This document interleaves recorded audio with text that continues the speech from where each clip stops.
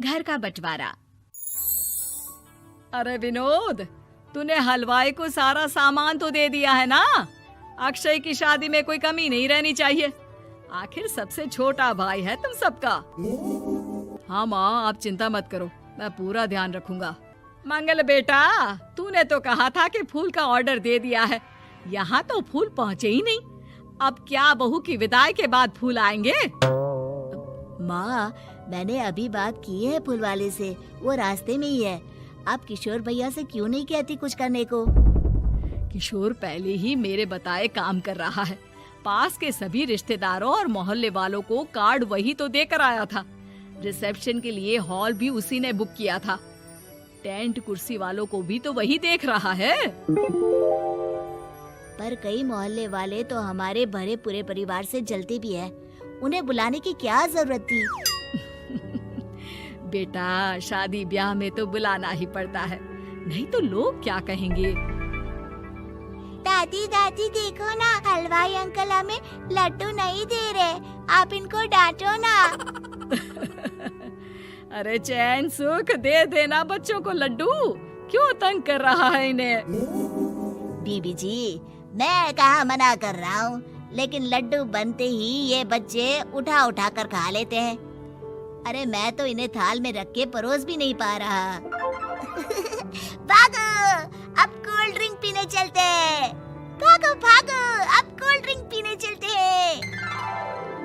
जैसे कि आप देख रहे हैं, आज इस घर के सबसे छोटे बेटे अक्षय की शादी है। घर में बहुत चहल पहल है। कुलभूषण की बीवी कमला को फुर्सत ही नहीं है कामों से, लेकिन कुलभूषण और घर के बाकी लोग कहाँ हैं? आइए देखते हैं। अजी, आप यहाँ आराम से बैठकर गाने सुन रहे हो और घर में अभी तक इतने काम बचे हैं करने को। अरे भाई, मेरे सबसे छोटे बेटे की शादी है, इसके बाद तो मैं अब चिंता मुक्त हो ही जाऊंगा। और फिर घर में तुम हो, बेटे बहुएं हैं, तुम लोगों के होते हुए मैं क्यों काम करूं? मैं तो शान से बेटे की शादी में जाऊंगा तैयार होकर।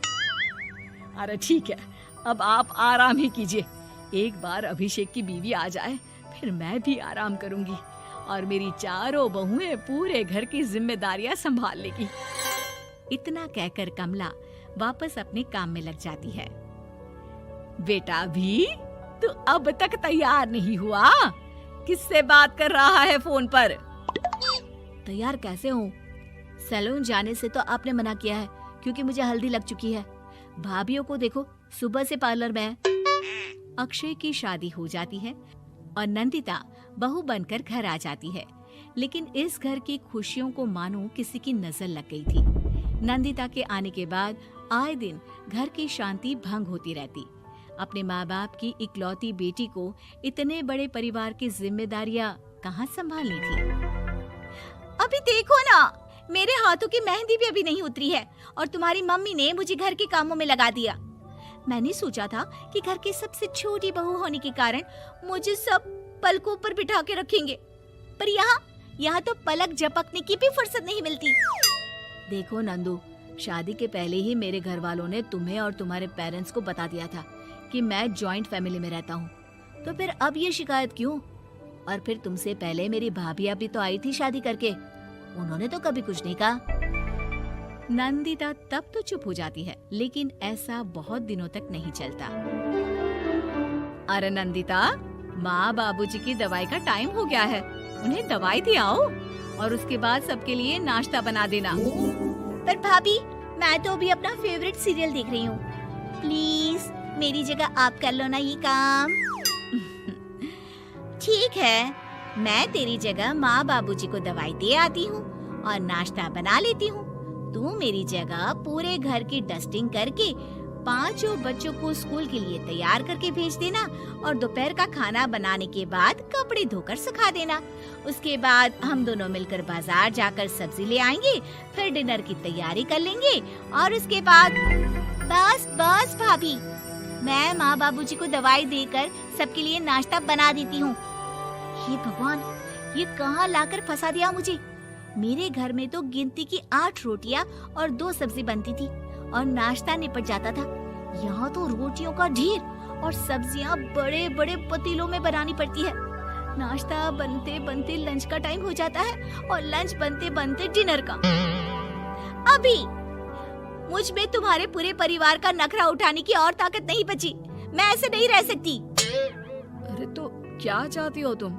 मुझे अलग रहना है बस। तो ठीक है, हम कल ही शिफ्ट हो जाएंगे किराए के घर में। इतना बड़ा घर होते हुए हम किराए पे क्यों रहेंगे? ना जी ना, घर में ही दीवार खड़ी करो अपने हिस्से के आगे। घर के साथ साथ घर की खुशियों में भी दीवार खींच जाती है। ऐसे ही कई महीने बीत जाते हैं और नंदिता माँ बन जाती है। बच्चे के आने से अभिषेक के कंधों पर खर्चों का बोझ आ पड़ता है। अभिषेक का बोझ कम करने के लिए नंदिता भी पार्ट टाइम जॉब कर लेती है, लेकिन इससे उसके सर पर नौकरी, घर और बच्चे की जिम्मेदारी बढ़ जाती है। नंदिता, ये क्या है? तुमने घर भी ठीक से साफ नहीं किया, ना ही मेरे कपड़े धुले हैं। चिंटू के बाल भी कटवाने जाना था, देखो उसके बाल कितने बढ़ गए हैं। अरे करती क्या हो पूरा दिन तुम? मैं करती क्या हूँ?